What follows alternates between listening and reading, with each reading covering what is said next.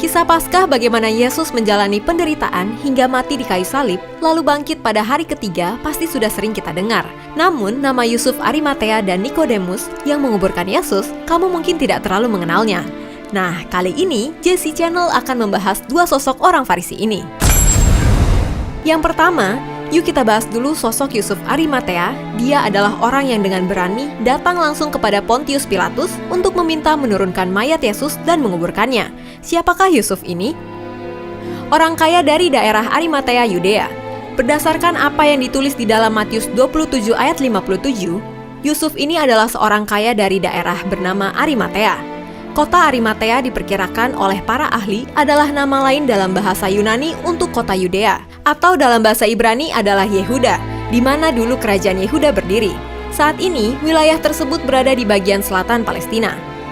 Anggota Dewan Sanhedrin yang diam-diam menjadi pengikut Yesus.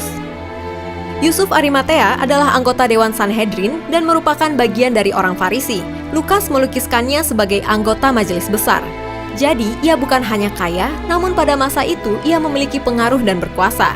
Sosok Yusuf ini dikenal sebagai seorang benar dan baik, serta orang yang beriman dan menantikan datangnya kerajaan Allah atau Sang Mesias. Walau Alkitab tidak menuliskan dengan jelas tentang imannya kepada Yesus, tindakannya menunjukkan bahwa kemungkinan besar ia melihat sosok Mesias itu pada diri Yesus.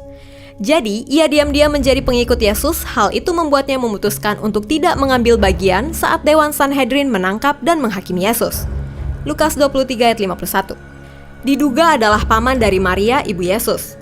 Lukas 23 ayat 52 menuliskan bahwa ia pergi menghadap Pilatus dan meminta mayat Yesus. Berdasarkan laman bbc.co.uk, pandangan bahwa Yusuf Arimatea adalah paman dari Maria, ibu Yesus, adalah tradisi masa itu bahwa pria tertua dalam keluarga yang bertanggung jawab untuk mengambil jasad seorang terhukum. Jadi, karena ia berinisiatif untuk menguburkan Yesus, diperkirakan ia memiliki hubungan keluarga dengan Yesus, mengingat saat itu Yusuf suami Maria dipercaya telah meninggal dunia. Namun, beberapa ahli berpendapat hal itu ia lakukan karena Yusuf adalah pengikut Yesus yang saat itu paling memiliki pengaruh politik sehingga bisa datang kepada Pilatus secara langsung. Bersama Nikodemus menurunkan mayat Yesus dari kayu salib. Setelah mendapatkan izin dari Pilatus, Yusuf Arimatea datang ke Golgota di mana Yesus disalibkan dan menurunkannya dari salib.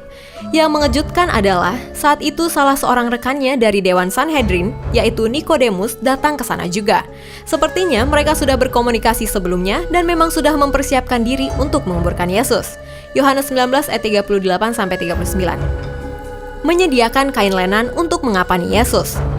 Jika kain kafan dari Turin yang disebut-sebut sebagai artefak kain kafan Yesus adalah benar, maka ini adalah kain kafan yang dibeli oleh Yusuf Arimatea.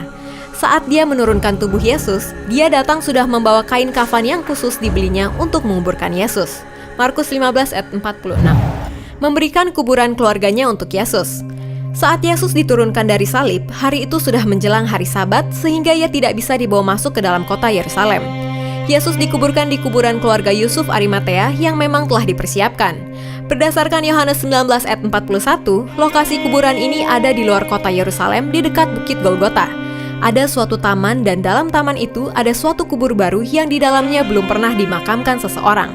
Saat ini, makam Yesus ini dipercaya bahwa ada di bawah bangunan gereja makam kudus atau Church of the Holy Sepulchre yang berada di kota tua Yerusalem. Ia ditangkap setelah menguburkan Yesus. Berdasarkan literatur sejarah dari abad keempat atau 5 yang berjudul Gospel of Nicodemus atau Acts of Pilate, orang-orang Yahudi memenjarakan Yusuf Arimatea setelah melakukan penguburan Yesus. Namun, ia dilepaskan kembali ketika Yesus bangkit dan dipercaya menjadi salah satu saksi awal kebangkitan Yesus.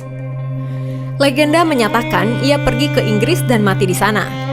Para ahli yang menyelidiki hal ini tidak menemukan bukti otentik kecuali tulisan yang tertanggal pada tahun 1300-an, di mana Yusuf Arimatea dipercaya mengunjungi wilayah barat Inggris, di mana ia memberitakan Injil dan membangun kekristenan awal di Inggris.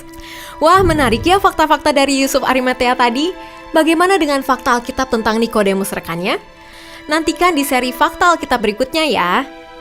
Demikian Fakta Alkitab. Kalau kamu suka dengan video ini, silahkan di-like, apalagi di komen. Karena itu hal yang paling kita tunggu supaya bisa menjadi berkat juga bagi yang lain.